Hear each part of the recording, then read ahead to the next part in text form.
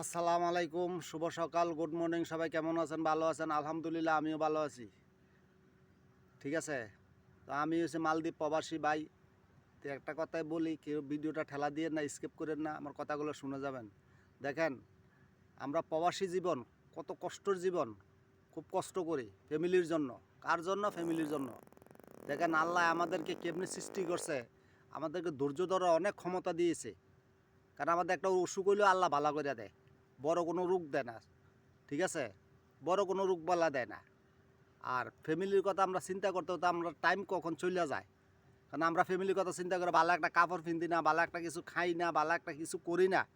ঠিক আছে, আল্লাহ আমাদেরকে কীভাবে কীভাবে টাইম পার করে দিতে আছে। অথচ দেশে থাকতে এনে যদি যাইতাম, এক সপ্তাহ লেগে থাকতাম না, আইয়ে পড়তাম ফ্যামিলির কথা চিন্তা করে, আরে ফ্যামিলি আছে।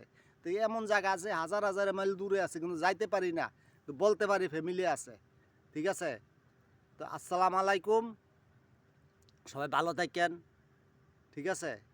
তো কথাগুলা কেউ স্কিপ করে না, কেউ ঠেলা দিয়ে না, কথাগুলো শুনে যায়েন। তা আমার ফ্যামিলি আছে, ফ্যামিলির কথা চিন্তা করে আমি ভালো কিছু খাই না, কোনো কিছু করি না। ঠিক আছে। আল্লাহ আমার যেভাবে সৃষ্টি করছে সেভাবে আছি। আল্লাহ আমার রোগ বালা দূর করে নেয়। আর বেশি বেশি মা বাবার সেবা করবেন, মা বাবার দোয়া নেবেন। আসসালামু আলাইকুম।